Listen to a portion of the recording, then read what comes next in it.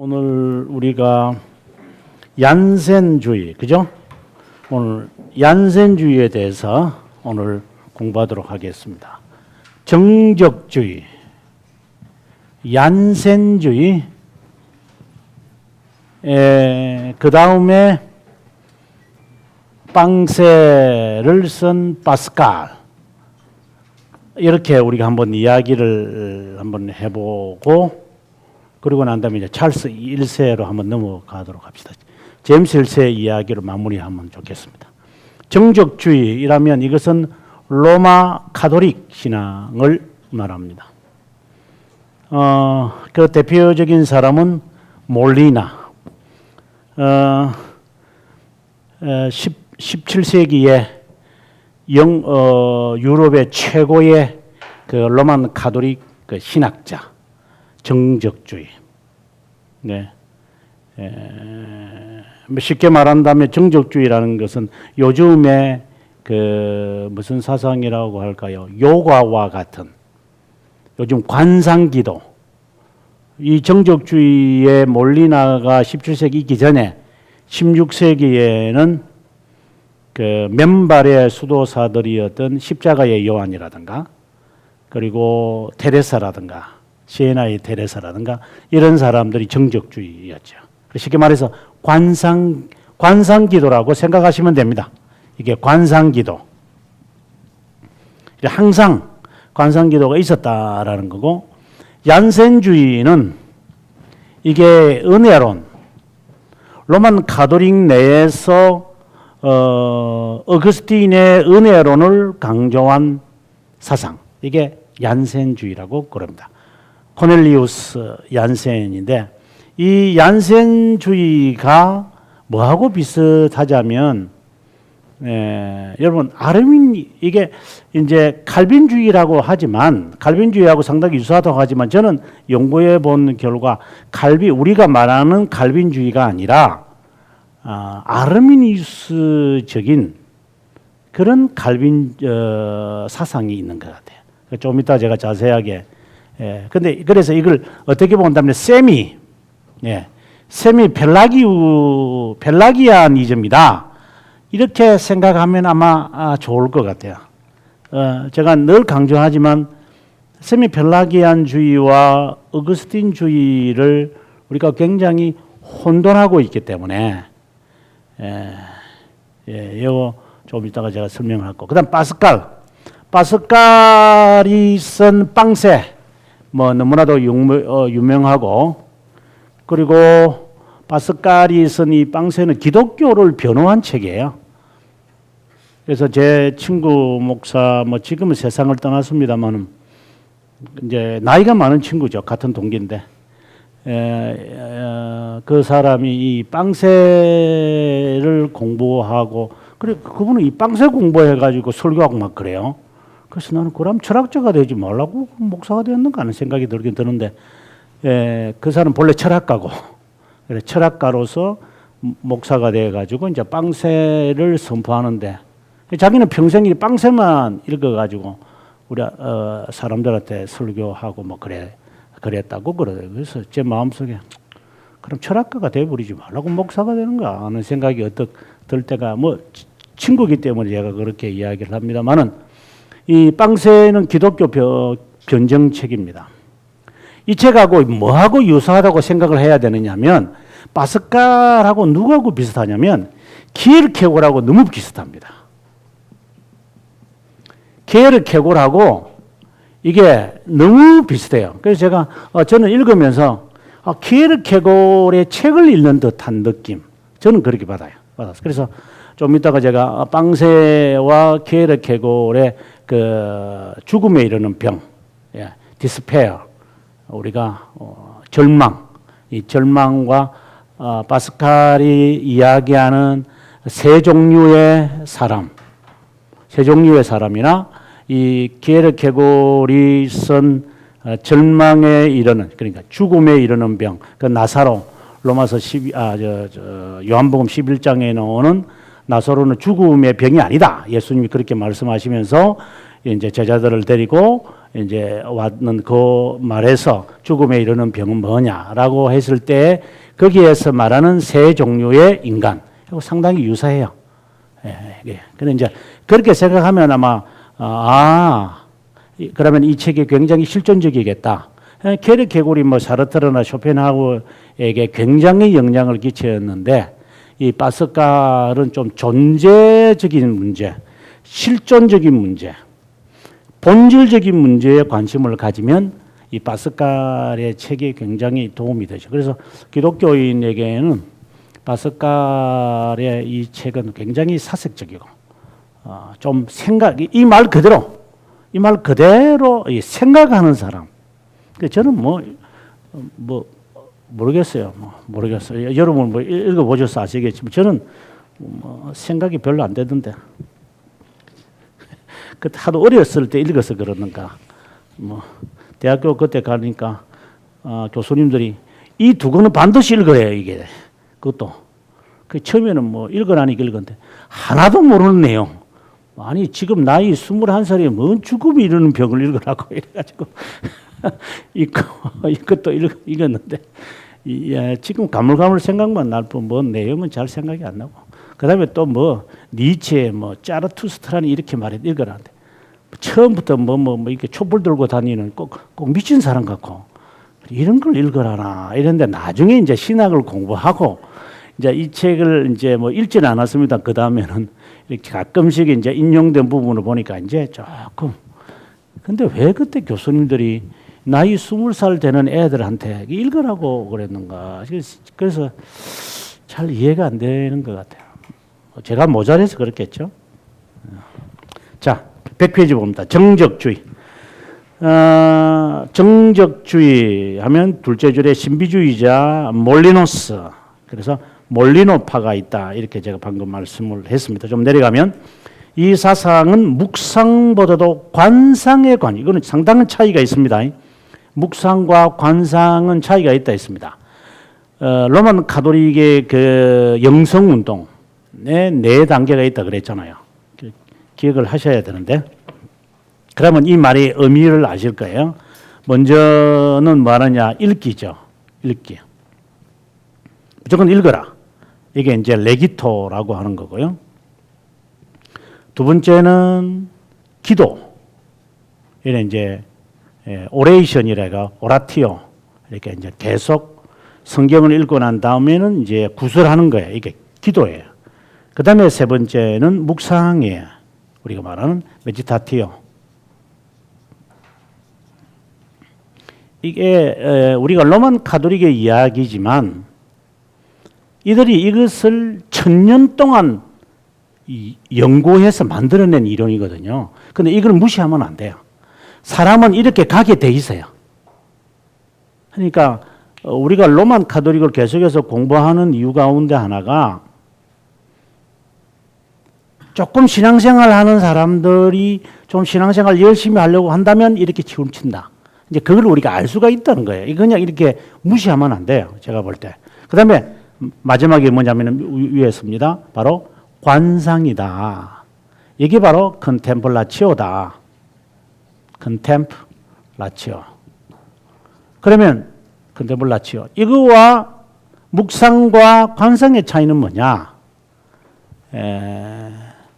관상과 묵상의 차이는 묵상은 우리가 묵상이라는 책을 제가 번역을 했지만 읊조리는 거잖아요. 작은 소리로 읊조리면서 하나님의 말씀을 이게 되새기는 거거든요.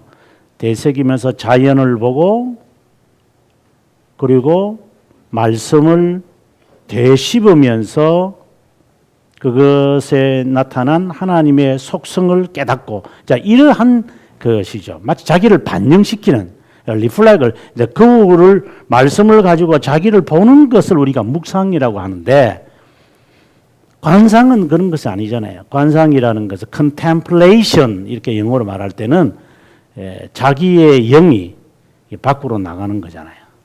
그래 지금 영성 운동하는 애들 보면 영성하는 애들 보면 이제 이것을 추구하지요. 그래서 신앙생활에서 좀 재미를 못 느끼는 사람들은 묵상 가지고 재미를 못 느끼면 더 나아가서 이것은 하나님과의 연합을 하겠다. 이게 연합을 추구하죠. 유니온. 근데 그 유니온이라는 개념과 칼빈이 말하는 유니온의 개념은 전혀 다른데 아무튼 로만 카톨릭이 말하는 것은 이러한 단계인데 이게 하나의 단계예요. 이게요. 이렇게 가게 돼 있어요. 사람은 좀 신앙생활 하면은 다 이렇게 가요. 뻔한 거예요. 여기서 이러한 사상들은 다 어디서 왔느냐? 이게 도대체 어디서 이런 것들을 다 로만 카톨릭 하는 이런 이상한 애들은 이런 이론들을 어디서 만들어내는가? 이게 실제로는 신비주의인 철학에서 만들어내요. 이게 그 철학에 이제 거슬러 가면 신플라톤 주의죠. 이 신플라톤 주의에서 이 모든 것을 만들어냅니다. 그 신플라톤주의, 신비주의 수도원 운동의 꼭대기에 누가 있느냐? 오리게네스가 자리를 잡고 있고 이 오리게네스의 철학적 이 신념이 결국은 후대에 오면 이렇게 발전이 되죠. 그래서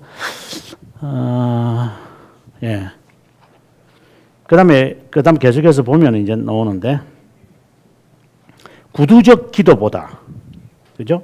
말로 하는 구두적 기도 이것을 오라티오라 그러죠. 여기서는 이제 두 번째 오라티오 기도보다 지성적 정적 그러니까 스틸러스라 그러는데 영어로서는 굉장히 그러니까 요가라고 생각하면 돼요. 요가 한 거죠.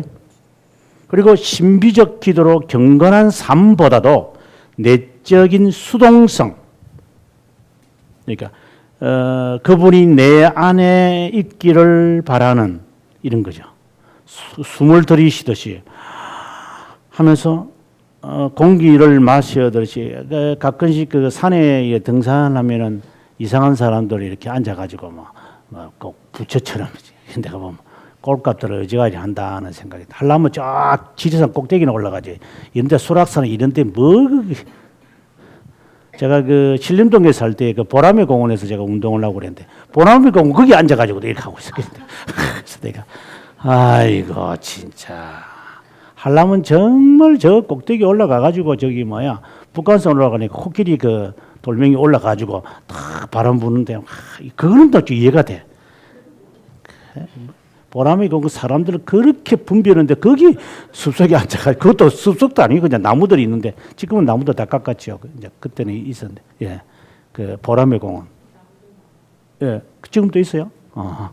거기 앉아가지고 이제 앉아가 나는 달리기 하면서 저 아직도 하네 이러면서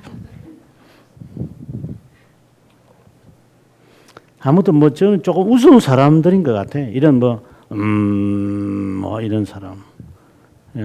영적 성장과 하나님과의 연합. 이게 바로 아까 제가 말씀드렸잖아요. 컨템플라치오죠.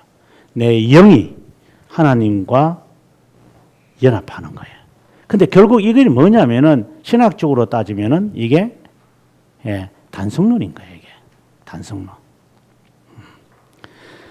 몰리노의 정적주의는 어디에서 거슬러 가느냐? 앞서 제가 말하기를 여기는 안 썼네요. 여기에 맨발의 수도사들이었던 갈멜, 테레사, 그리고 십자가의 요한 이런 사상가들의 주요한 사상은 뭐냐? 자기 소멸이다.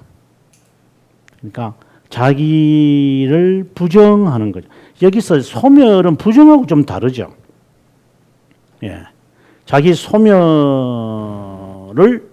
그러니까 자기를 망각한다고 하는 게 좋은 것 같아요. 자기 망각. 자기라는 우리가 그 폭포에 가서 이렇게 수도 따르는 사람들 이렇게 가끔씩 보면은 이제 물 떨어지는 속에서 그 굉장히 춥거든요. 진짜 여러분 폭포 밑에 한번 가보셨잖아요. 안 가보셨어요? 저 올라가 봤는데 저기 김해를 가면은 기도문이 하나 있어요. 기도는 올라가는데 이제 굉장히 이제 높고 이래서 거기 올라가서 이제 기도하러 가고 이러는데 올라간다 한 1시간 반 정도. 그래서 이런 옷 입고 가면 이 물 이렇게 짜야 돼요. 그래서 거기도 보면 폭포가 하나 있어가지고 덥다고 이제 밑에 가서 이렇게 앉아 있으면 한 2분만 지나면 추워가지고 다다다다다다다 이렇게 한대.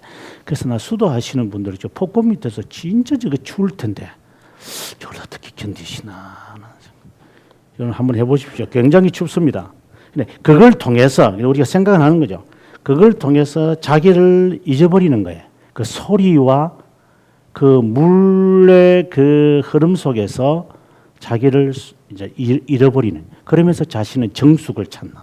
자, 이런 것이 정적주의다. 자, 그리고 그 다음에 현실에서 영이 신에 흡수된다. 그러니까 자신의 영이 아까 말했죠. 관상이죠. 신과 신 안에 신이 내 안에 이런 것들. 그러니까 수도를 한다 이 말입니다. 정적주의자들은 성경이 하나님의 사람을 그분이 거하는 장막과 성전이라는 데 기반을 둔다. 절대적 휴식과 정지, 포즈지요. 가만히 있어요. 아무 말도 하지 않고 가만히 침묵을 지키는 거니까. 이런 상태에서 그들은 완전의 상태로 이루고자 한다. 그들은 하나님을 영이 전적으로 관상하게 되고 그리고 그분의 뜻을 깨닫게 된다고 한다. 그래서 연합의 목적이 뭐냐? 내가 하나님과 연합을 했기 때문에 하나님이 원하는 것을 그가 깨닫게 되는 거죠. 이제 그거 알고 싶은 거예요. 야, 내가 누구를 만나더라도 그 사람의 영의 생각을 내가 투시해내는 거죠. 투시. 딱 읽어내요. 읽어내 가지고 그 사람에게 한마디를 툭툭 이렇게 던지면 그 사람들은 이런 식으로 이런 데죠. 돌을 닦는 사람 쉽게 저는 볼 때 도 닦는 사람 같아요. 이런 상태의 영은 더 이상 기도와 찬양과 같은 것이 필요 없다. 다 필요 없죠. 내가 하나님과 지금 같이 에녹처럼 걸어다니는데 무슨 찬송이 필요해요. 이런 완전히 참선하는 사람. 이런 사람들은 고대의 마르쿠스 아울렐리우스나 에피스쿠로스 학과와 같은 헬라니즘. 동방교회에서는 정수라고 한다. 정수, 깨끗함. 예, 맑을 정자인데 깨끗함과 다를 바가 없다. 정수라는 게 뭐냐? 휴식, 정적, 침묵, 고요한. 이런 사상들은 중세시대의 이단의 대표적인 거죠. 카타르. 이거는 프랑스에 있었던 이단들이고 백인이라면 이거는 독일에 있는 이단. 이런 이단들이 다 어디서 왔느냐면 동방교회에 있었던 종교, 이원론 종교에서 다 와요. 그러니까 동양의 어떤 수도적인 이런 성격들이 이제 중세에 오면은 카타르와 이런 백인파로 중세 시대에 많이 만연했던 사상이다 이렇게 보시면 좋겠습니다. 중세 말기에 이르면은 독일 사람이죠. 마이스테르 에카르드 아주 유명한 에카르드. 이 에카르드가 독일 신비주의자로서 루터에게 상당한 영향을 끼칩니다. 그리고 청교도의 급진파 가운데 하나 퀘이크. 그래서 퀘이크 교도들이 선책들이 한국에 또 많은 사람을 일으킵니다. 자, 이런 정적주의가 있었다 이렇게 한번 생각해 보고요. 그 다음에 얀센주의 보겠다. 프랑스에서 일어난 운동으로 원죄 인간의 타락 은혜의 필요성 예정을 강조한다. 이것은 펠라기우스들이 다 반대했던 거잖아요. 원죄, 타락, 은혜의 필요성, 예정. 그러나 그것을 강조하는 얀센주의다. 언제까지 있었는가? 프랑스 혁명 때까지. 건 18세기 말까지 지배적인 건 100년 이상을 지배했던 사상입니다. 코넬리우스 얀센의 이름에서 나왔다. 이 사람이 이제 이단으로 해가지고 죽게 되는데 그 이단 논쟁을 우리는 형식 논쟁이라고 한다. 형식 논쟁. 포뮬러리, 형식 논쟁. 그러면 얀센이라는 사람은 어떤 사람인가? 밑에 뭐 그 사람 우리가 다 찾아볼 필요는 없지만 이 얀센의 생애에서 제일 밑에 보시면 네덜란드 칼빈주의자 부에우스를 공격했고 그다음에 넘어가서 얀센은 성경을 신비주의로운 방법으로 해석을 할 수 있다고 하며 이렇게 신비로운 방법으로 해석했다는 거 하는 말은 다른 말로 하면은 알레고리컬하게 성경을 해석했다 이렇게 생각하는 거죠. 그러니까 성경을 알레고리컬하게 성경을 해석하는 사람들 굉장히 재밌죠. 그리고 30년에 이때가 아마 45세 정도 된 것 같아요. 신학 교수로 활동을 하고 예수회 몰리나를 공격했다 이렇게 봅니다. 그다음에 좀 더 이제 내려가면은 그가 죽기 전에 책을 하나 남겼는데 아우구스티누스 세 권으로 구성되어 있는데 하나는 펠라기우스와 어거스틴이죠. 아우구스티누스와의 논쟁. 그래서 펠라기우스 논쟁에서 꼭 읽어야 할 책이 바로 이 책입니다. 아우구스티누스라고 하는 얀센이 쓴 책. 이게 하나의 기원입니다. 그래서 보통 펠라기우스를 공부하는 사람에게서 이 얀센이 쓴 아우구스티누스가 인용이 안 되면 우리 이제 그 논문 그 오랄 디펜스 할 때 물어보죠. 너 이 책 읽었느냐? 그게 뭔데요? 그러면 다시 읽고 오너라. 이제 이런 말을 하죠. 그 다음에 두 번째는 타락과 원죄에 관한 설명을 한다. 셋째, 섭리와 인간의 의지를 화해하려는 몰리나주의와 세미 펠라기우스와 같은 현 동향이를 선언한다. 그러니까 세미 펠라기우스와 몰리나주의. 아까 몰리나주의는 뭐라고 했느냐면 정적주의거든요. 그래서 얀센은 펠라교적에서 나오는 세미 펠라기우스주의와 정적주의를 조화시키려고 했다고 말하지만 저는 한마디로 말하자면 이거다. 저는 그렇게 말하고 싶어요. 물론 조화하려고 한 건 맞아요. 그 노력은. 그러나 결국 이거예요. 제가 볼 때는. 제가 연구한 결과는. 자, 그러면 얀센주의를 한번 보겠습니다. 우리가 보면 이제 이해가 돼요. 무슨 말인가. 아우구스티누스라는 작품을 통해서 봐야 되는데요. 그 중에 보면 밑줄하는 첫 번째 거였습니다. 효과적 은혜. 자, 효과적 은혜. 자, 이게 이제 신학적 용어죠. 효과적 은혜. 이제 이게 신학을 하는 사람들은 이제 이런 것을 꼭 기억하고 있어야 돼요. 이 말. 영어로는 efficacious grace 이렇게 되어 있어요. 효과적 은혜는 우리 그 개혁 신앙이 주장하는 표현이에요. 이걸 어디서 찾아내느냐면 신앙고백서 웨스트민스터 신앙고백서 10장 1항에 보면 이 효과적 은혜를 아주 잘 설명해요. 그건 나중에 읽어보시면 되는 거니까. 그러면 이것과 정반대의 사상이 있어요. 이제 그래야지 이제 이게 이해가 돼요. 이거하고 반대가 되는 사상이 있기 때문에 그걸 이제 말해야 돼요. 그게 바로 협력적 은혜라고 그래요. 협력적 은혜. 협력적 은혜. 이거는 로만 가톨릭이 쓰는 용어죠. 코오퍼레이티브라 그러죠.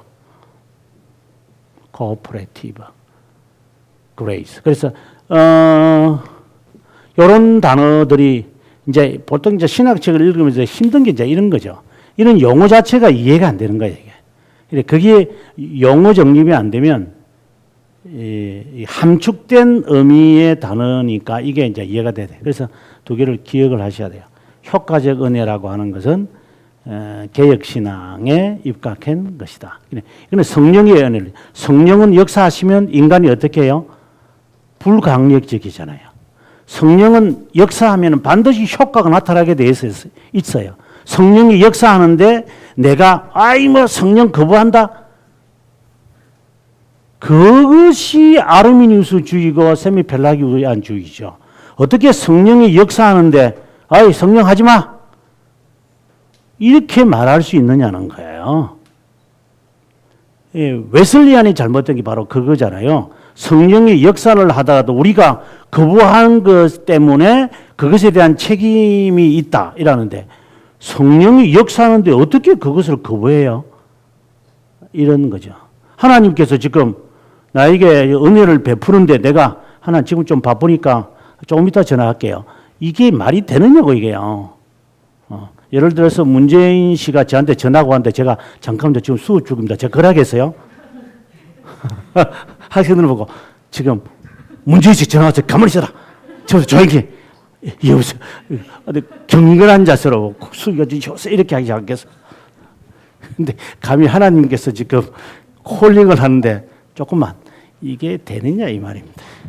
세상에 문재인 씨가 전화 와도 우리가 옥깃을 여미면서 이럴 판인데 어디에 그것에서 강력을 하겠다. 이는 말은 맞는데 그 성령의 권능을 인정하지 않는다. 협력이라는 것이 뭐냐면 하나님의 은혜를 베풀면 우리가 거기에 동조하고 협력함으로 성령의 역사를 이루어 가도록 하겠다. 아주 웨슬리안들이 잘 쓰는 단어기도 하지만 이게 로만 가톨릭적인 용어인 거죠. 그래서 굉장히 대도적이죠. 자, 볼까요? 그 다음에 효과적인 은혜를 강조했다. 굉장한 그 말입니다. 그 다음 두 번째 뭐라고 되어 있느냐면 이신칭의를 강조했다. 그러니까 유사해요. 이신칭의가 했다는 거. 그 다음 얀슨에 의하면 그 다음에 밑줄을 그었습니다. 은혜의 유입에서 주입이란 말이죠. 하나님의 역할이 인간의 동의에 의해 저항될 수 없을 뿐 아니라 요구하지도 않는다. 이게 바로 효과적 은혜라는 말이죠. 하나님이 우리들에게 은혜를 베풀 때 우리가 저항할 수 없다. 그래서 돌토레이트 그 신조 5대 관점에 보게 되어지면은 세 번째가 불가항력적 은혜. 그러니까 강하지 못한다. 자, 그런 말인 거죠. 이에 반해서 로만 가톨릭은 하나님의 무상적 발의에는 그래서 무상적인 시작, 은혜를 베푸는 겁니다. 인간의 자유로운 반응을 요구한다고 주장합니다. 이것은 은혜의 은사에는 인간의 동의가 필요하다는 것을 납니다. 이것을 다른 말로는 뭐라고 하느냐? 협력적 은혜다. 그러니까 하나님의 은혜가 우리에게 주어지면 내가 동의하기를 바라는 거예요. 동의하지 않으면 그 은혜는 아무것도 아니에요. 굉장히 합리적인 이야기 아니에요? 하나님이 지금 은혜를 베풀라는데 너가 마음의 문을 열어라. 예, 마음의 문을 엽니다. 주여 들어오시옵소서. 그런 사람은 은혜를 받는다. 그렇지 않고 반응하지 않는 사람들은 은혜를 못 받을 거다.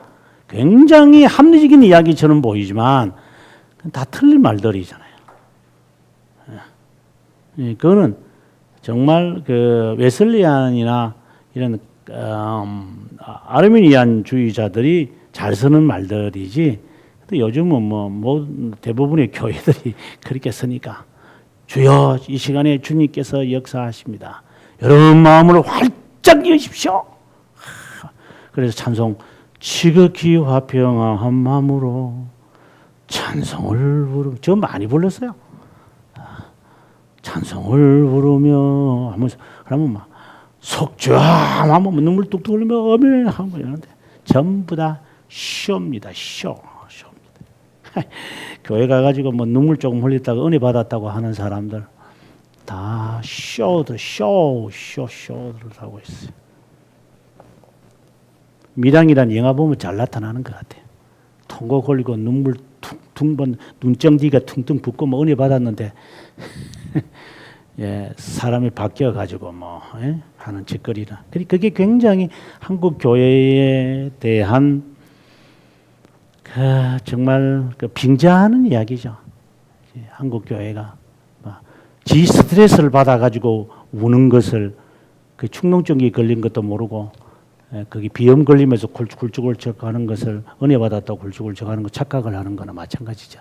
처음에 저는 비염이 아닌 줄 알았는데 나중에 보니까 제가 여름에 감기 걸릴 리가 있나. 자꾸 콧물이 나서 이게 왜 콧물이 나지? 아, 감기 걸릴 걸 했는데 나중 보니까 감기가 아니고 비염이더라고. 자, 파스칼을 봅시다. 자, 이러한 사상을 잘 대변하고 있는 사람이 빵세를 쓴 파스칼이다. 이렇게 보면, 자, 보게 오른쪽 페이지가 103페이지 보면 실존주의, 그래, 기독교 실존주의다. 그래서 키에르케고르와 같은 사람이다. 물론 키에르케고르 전에 이제 활동한 사람이죠. 인간은 누구나 행복을 추구하지만 이 세상에 누구도, 그 다음에 이제 핵심이 이거죠. 자신의 능력으로 획득한 자는 아무도 없다. 바로 이 말인 거죠. 그러니까 행복을 추구하지만 자기가 무엇을 얻겠다는 거냐. 자, 이런 말을 강조하는 겁니다. 하지만 그는 답을 내리기를 기독교 신앙을 통해서만 완전한 행복에 이룰 수 있다고 한다. 본래 제목은 기독교 변호, 그리고 1669년에 종교와 다른 몇몇 주제에 대한 파스칼의 생각들이라는 제목으로 출판되었다가 이제 나중에 그냥 빵세라는 말로 그냥 나왔던 책입니다. 이 주요 내용은 회의주의로 시작을 합니다. 실제로 스토아주의, 아까 스토아주의는 아까 우리가 놓았던 그 마르쿠스 아울렐리우스와 같은 사람들이죠. 철학의 모순을 지적을 합니다. 그리고 난 좀 내려가면 그는 인간을 갈대와 같다고 정의 내린 후 인간을 세 종류의 인간을 말합니다. 첫째, 하나님을 발견한 사람. 이건 키에르케고르도 똑같이 말합니다. 자기 자신, 여기서는 하나님을 발견하고 섬기는 자라고 했는데 자기 자신을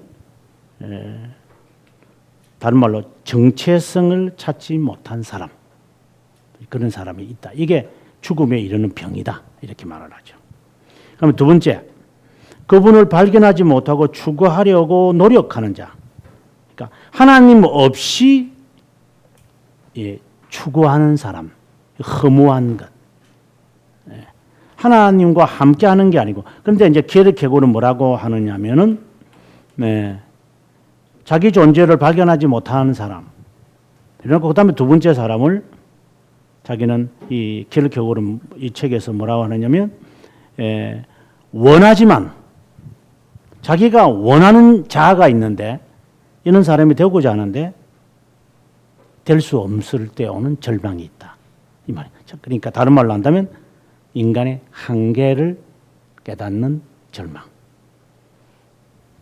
그래서 정말 원해요.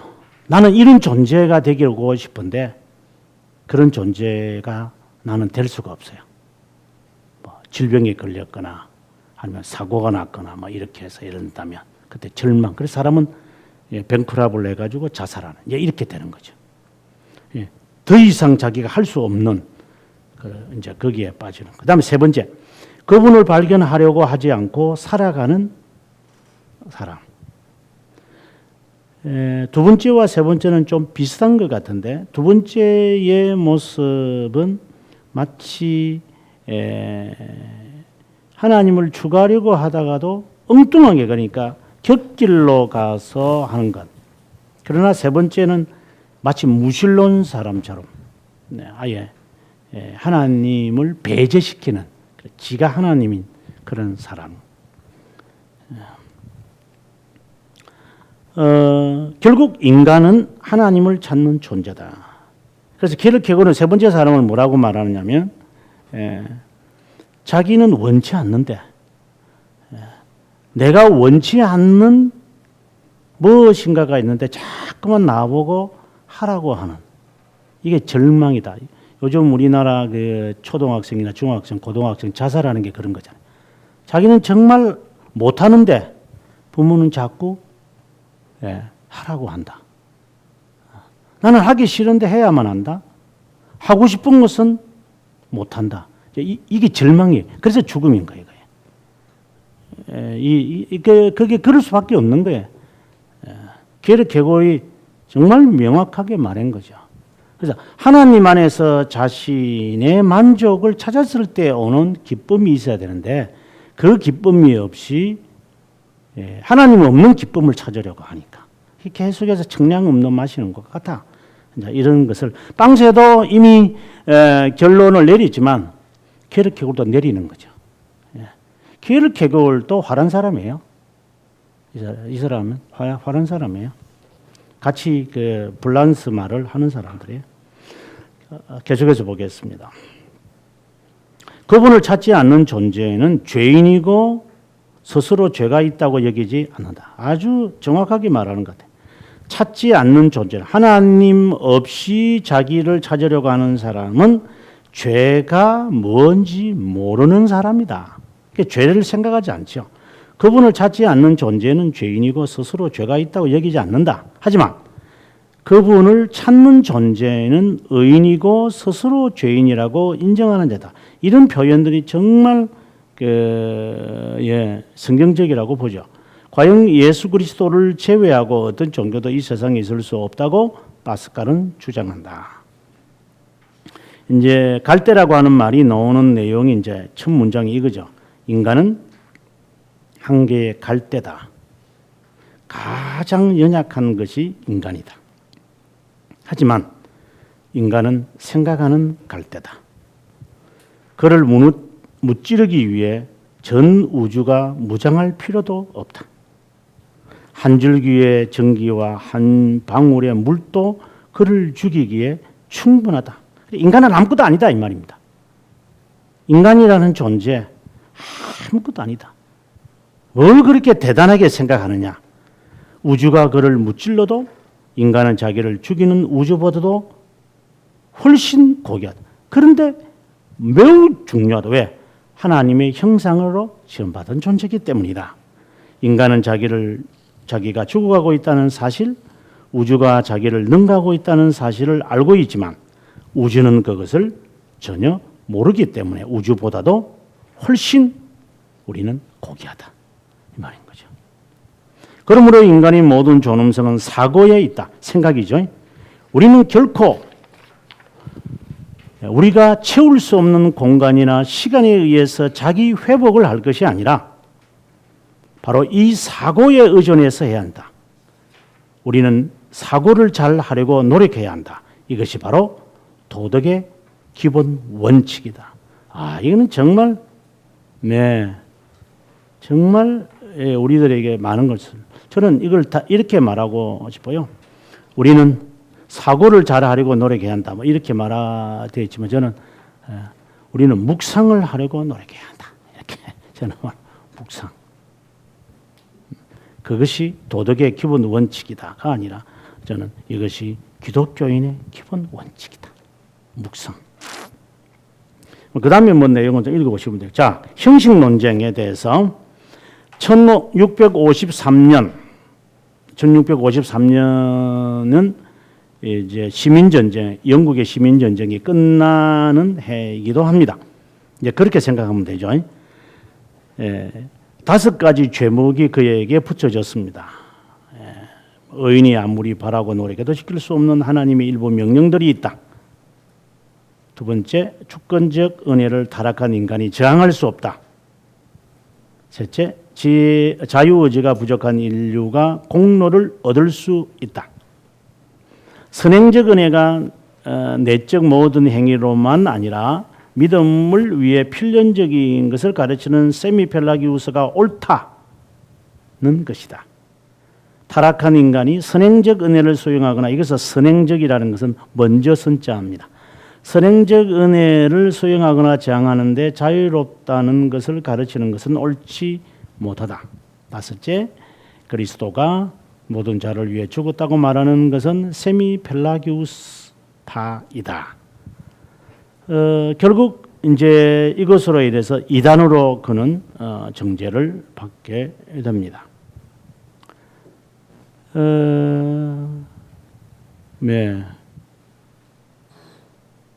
결국 이제 이들이 이제 하는 말은 로만 가톨릭이 바라보았을 때에 얀센주의, 빵세와 같은 이런 사상을 결론을 뭐라고 했느냐? 세미펠라기우스주의다.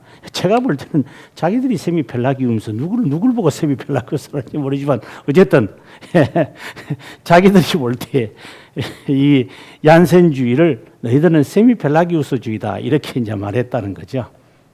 제가 보면 좀 웃어 이제 뭐 누구 얼굴에 뭐 있는 애가 뭐 누구한테 꾸짖는 것식으로 이런 식으로 했다고 생각하는데 왜 제가 얀센주의를 세미펠라기우스주의라고 말하느냐면 보세요. 세미펠라기우스주의를 우리가 보면 먼저 원죄 인정합니다.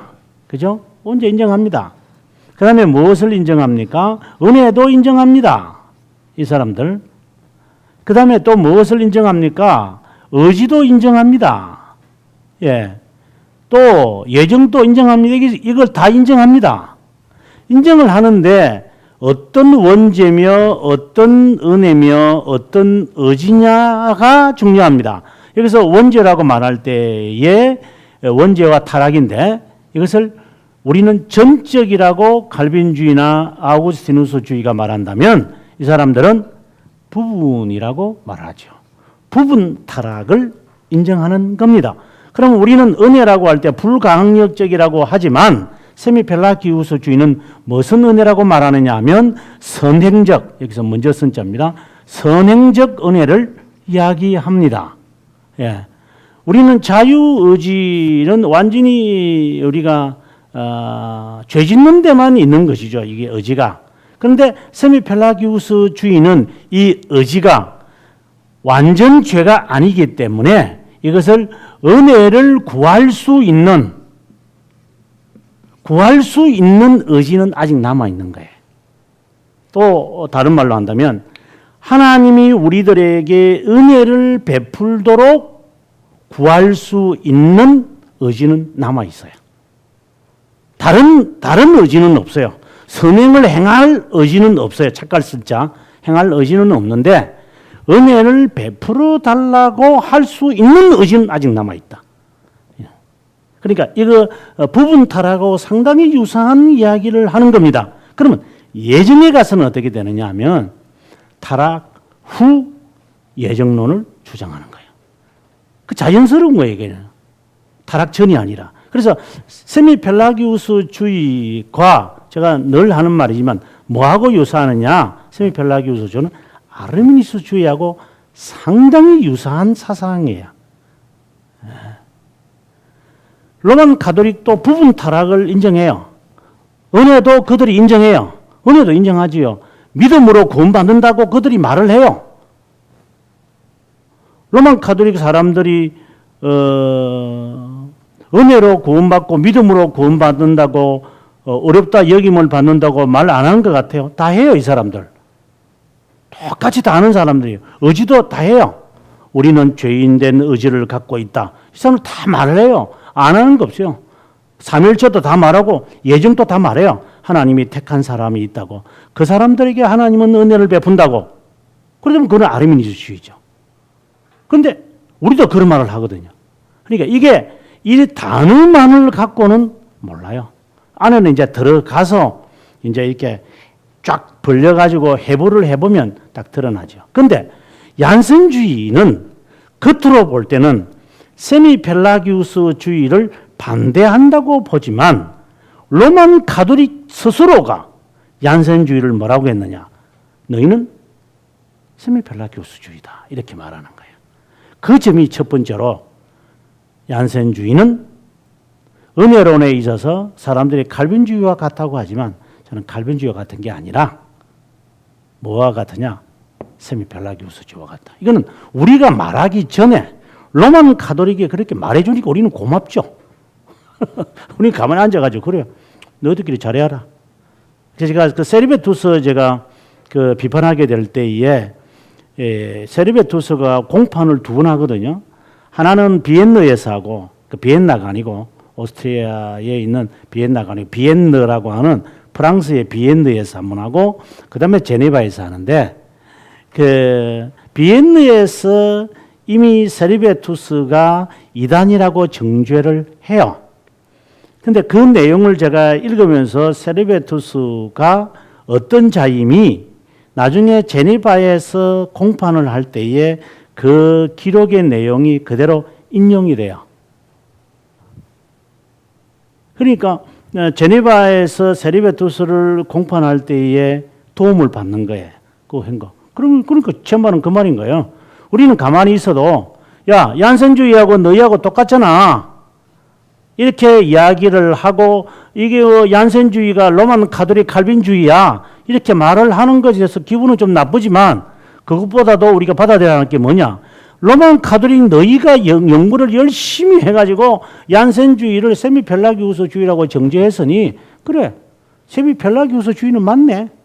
그래놓고 그 다음에 2차적으로 이제 우리는 해야 될 게 그러면은 그들이 왜 우리의 은혜론과 다른 것이냐를 연구하면 되는 거예요. 그냥 아주 간단한 문제 이게 이제 그래서 형식 논쟁을 가지고 이들이 세미펠라기우스주의라는 것을 먼저 우리가 분석을 하고 그 다음에 이제 칼빈주의의 은혜론과 이 사람들의 은혜론을 비교해 보면 방금 제가 말했던 것처럼 세미펠라기우스주의가 틀림없이 증명이 돼요. 한 번쯤은 이제 저 가지고 논문을 쓰고 싶은 마음은 있죠. 왜냐하면 이 얀센주의의 은혜론과 칼빈주의의 은혜론을 이야기할 때에 먼저 무엇을 이제 근거로 삼아야 되느냐면 여기에 형식 논쟁, 이걸 근거로 삼아 가지고 먼저 얀센주의를 비판을 하고 그 다음에 두 번째로 우리가 비판하면 되니까. 우리는 재밌잖아요. 가만히 앉아 가지고 원님 덕에 맛있게 먹으면 되는 거니까 뭐 원님이 뭐 납을 불렀으니까 떡은 주겠죠. 그 다음에 뭐 이제 제임스 1세로 돌아가서 제임스 1세가 그냥 죽었다. 뭐 그 말입니다. 어떻게 죽느냐. 여기 보시면 관절염. 얼마나 말을 안 들었으면 관절염으로 죽겠어요. 그 다음에 중풍, 절도, 여러 병으로 시달리다가 결국은 사물의 심각한 3일 동안의 학질에 3월 굉장히 춥거든요. 제가 영국에 살아와서 아는데 매우 추워요. 막 떨려요. 학질에 걸려 고통을 하다가 아마 기침 많이 했을 거예요. 아마 콜록콜록콜록 하고 막 이 안에 저 창자 밑에서 나오는 이 피가 나오는 이 기침 많이 했을 거예요. 제가 상상이 돼요. 콜록콜록 하다가 그냥 59살에 이게 젊은 나이에 죽어버렸네. 자, 그 다음에 이제 끝까지 그를 도와주었던 사람 빌리에 뭐 이 사람은 중요한 사람은 아닌데 제 밑에 보시면 제임스가 47세 때 22살이었다. 이 사람이 누구냐 하면은 그 삼총사에 나오는 그 영국 그 연인 그렇잖아요. 프랑스의 그 여왕의 사랑하는 사람, 그 영국의 사람, 네. 그 사람이 바로 빌리입니다.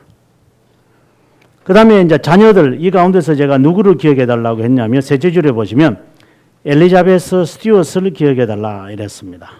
이 사람은 프리드릭 5세의 아내가 되고, 보헤미아의 왕이 되는 사람이었죠. 그리고 30년 전쟁 발휘할 때, 프로테스탄트 연맹의 지도자가 되고, 엘리자베스가 9살 때 화약 음모 사건이 터져서 그녀를 납치하려고 했던 기억도 있다. 뭐 이러면서 쭉 했던 이야기예요. 그래서 이 제임스 1세를 싫어했던 셰익스피어는 그다음 보면 107페이지 가 보시면은 그를 맞이하고 난 다음부터는 한 7절에 쭉 내려오면 이제 주로 비극을 썼다. 이렇게 그것도 기억할 필요가 있죠. 뭐 그다음에 내용들은 제가 요약을 했는데요. 그 108페이지에 가보면은 이렇게 되어 있습니다. 밑에서 한 10절을 놓으면 천명의 청원 기억나시는지 모르겠는데 1603년에 감독 제도의 절교와 장로교 제도를 채택한 것을 의미했다. 이에 반해 제임스 1세는 감독 없으면 왕도 없다. 소교 슬로건을 만들면서 공동기도서에 조금의 수정을 허용하고 사용할 것을 강요했다. 주일 아침에 예배를 드리고 난 다음부터 놀았다. 하지만 청교도들은 주일 운동 이렇게 이제 엔터테인먼트죠. 엔터테인먼트에 대해 반대 목소리를 높이며 4계명을 안식일이죠. 범했다고 주장을 했다. 제가 봤을 때는 제임스 1세는 청교도들을 좀 이렇게 놀리려고 그런 것 같아요. 의도적으로. 그래 청교도들로 하여금 대중들에게 비난을 좀 받게 하려고 이런 어떤 율리아누스, 배교자 율리아누스와 같은 이런 행동을 한 사람이다. 이렇게 아는 것 같아요. 우리가 다음 시간에는 찰스 1세 112페이지 찰스 1세의 이야기를 한번 하도록 하겠습니다.